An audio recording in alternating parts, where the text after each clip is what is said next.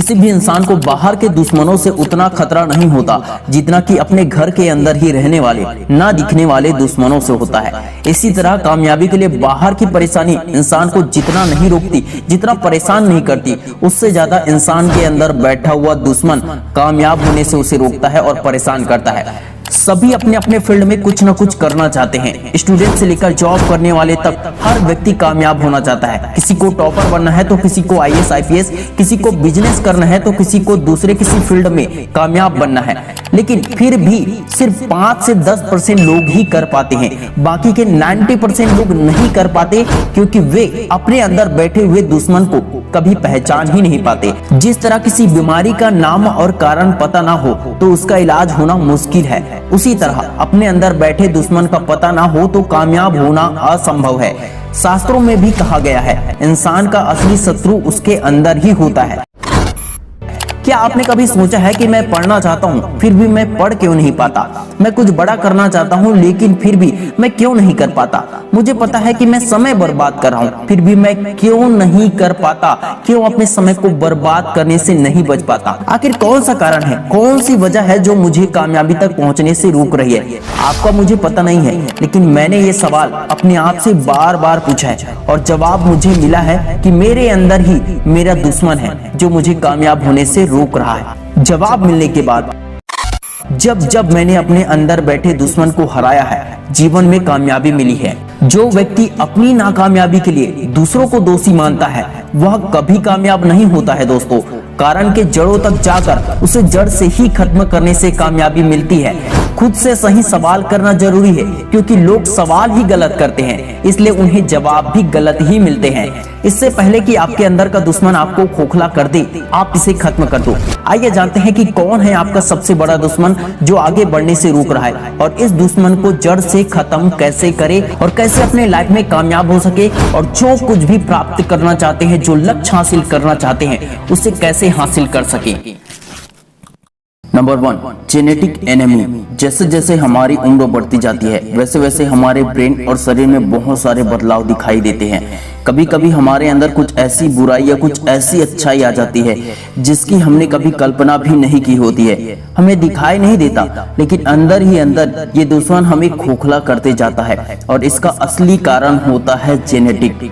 प्रत्येक व्यक्ति का सबसे पहला और सबसे बड़ा दुश्मन जेनेटिक ही होते हैं।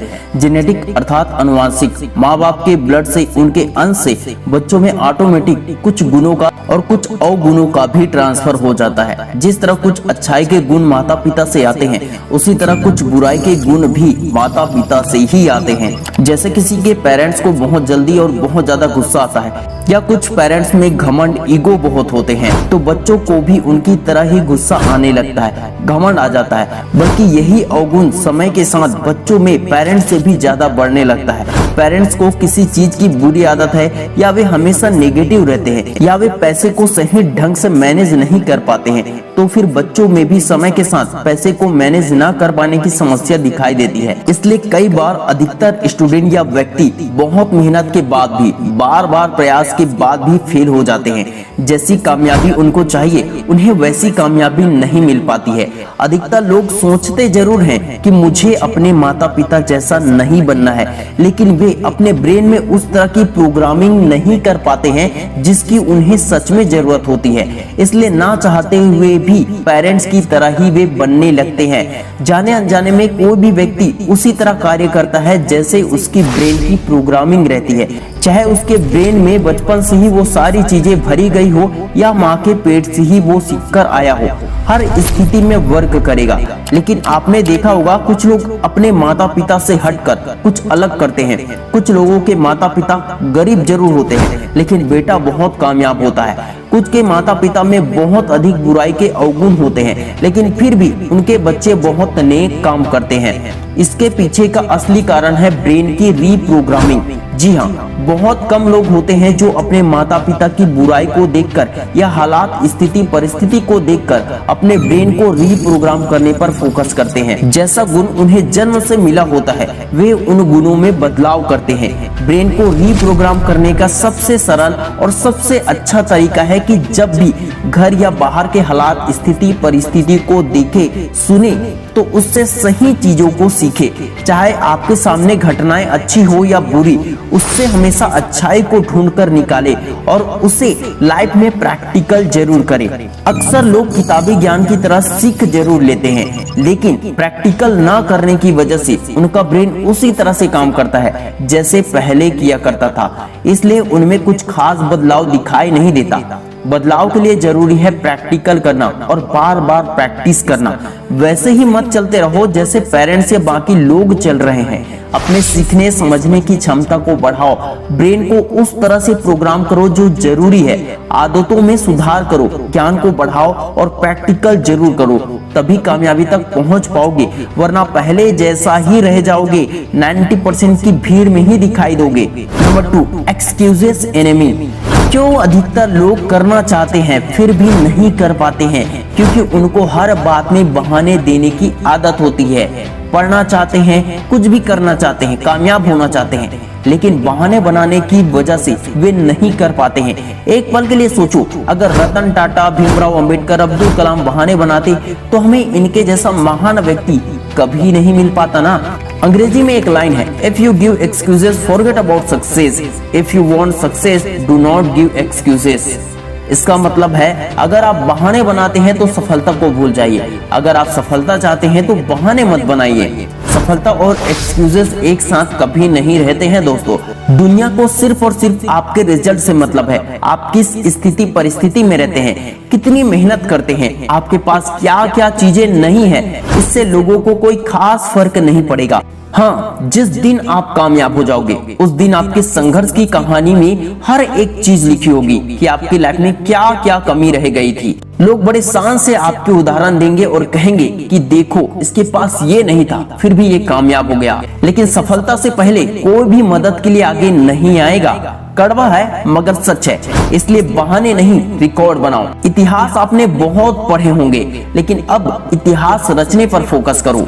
Number 3, laziness enemy. सभी बहुत कुछ करना चाहते हैं लेकिन आलस से उनका पीछा नहीं छोड़ती। बचपन से हम सभी पढ़े जरूर हैं कि आलस से ही मनुष्य का सबसे बड़ा शत्रु, सबसे बड़ा दुश्मन है, लेकिन फिर भी आलसी की तरह ही पड़े रहते हैं क्योंकि हम इसे प्रैक्टिकल करते ही नहीं है। आलसी की तरह पड़े रहने से पूरा समय ही निकल जाता है और आलसी की तरह पड़े रहने से ही कई सारी बीमारियां, टेंशन, डिप्रेशन बढ़ने लगता है। फिर लास्ट में मेहनत करने के लिए हम ऐसे टूट पड़ते हैं जैसे रिकॉर्ड बना देंगे।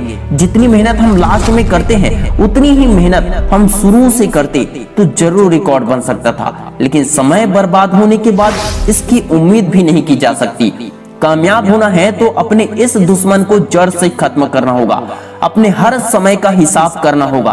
कामयाबी की चाहत रखने वालों के लिए आराम जीवन में हराम की तरह होती है। अगर कामयाबी पसंद है तो आलसी की तरह पड़े रहना छोड़ दो, बाद में करूंगा, कल करूंगा कहना छोड़ दो, तुरंत एक्शन लेना शुरू करो। जो तुम्हें आलसी बनाता है वो आदतें ही छोड़ दो, उन आदतों को अपनाओ जो हमेशा फुर्तीला रखे। वो चीजें ही खाना छोड़ दो जो शरीर में सुस्ती पैदा करता हो और वो खाओ जो सेहत के लिए बहुत अच्छा हो, जो आपको एनर्जी प्रदान करे। जब तक अंदर से मजबूत नहीं बनोगे, जब तक आलस्य को नहीं छोड़ोगे, जब तक काबिल नहीं बनोगे, तब तक कामयाब होना असंभव है। Number 4, inconsistent enemy. कई लोगों के पास क्षमता, बुद्धि, ताकत, नॉलेज सब होता है, फिर भी वे कामयाब क्यों नहीं हो पाते? क्योंकि वे कंसिस्टेंट नहीं रह पाते हैं। जबकि वे लोग कामयाब हो जाते हैं जिनके पास कम बुद्धि, कम क्षमता होती है, क्योंकि वे कंसिस्टेंसी के साथ मेहनत करते रहते हैं। नाकामयाब लोगों की सबसे बड़ी निशानी होती है कि वे एक दिन जुनून के साथ कई घंटे तक मेहनत करते रहते हैं, लेकिन बाद में केवल सोचने में ही समय निकाल देते हैं। कछुआ और खरगोश की रेस में कछुआ इसलिए जीत जाता है क्योंकि धीरे धीरे ही सही कछुआ चलता रहता है, जबकि खरगोश रुक रुक कर आराम करने लगता है, उसका ध्यान इधर उधर भटकने लगता है। एक दिन 10 घंटे पढ़ना आसान है, लेकिन रोज कंसिस्टेंसी के साथ 5 घंटे पढ़ना मुश्किल टास्क है। कामयाब होने के लिए टैलेंट और दिमाग से ज्यादा जरूरी है कंसिस्टेंसी के साथ मेहनत करना। कंसिस्टेंसी बनाए रखने से एक ही दिशा में फोकस के साथ मेहनत किया जा सकता है, जबकि इनकंसिस्टेंट रहने से ध्यान बार बार भटक जाता है, अलग अलग दिशाओं में काम करने की इच्छा जागने लगती है और अधिकतर लोग इसी में भटक जाते हैं। पीने का पानी निकालना है तो 100 से 200 फीट मशीन से गड्ढा खोदा जाता है। 10 अलग अलग जगह पर 10-20 फीट गड्ढा खोदने से पीने का पानी नहीं निकलता। दोस्तों, ये है हर व्यक्ति के 4 बड़े दुश्मन जो कभी भी कामयाब नहीं होने देता।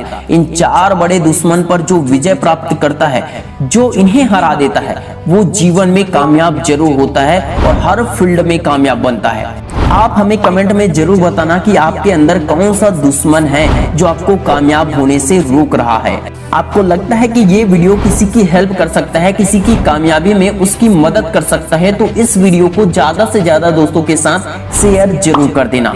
Wish you all the best दोस्तों।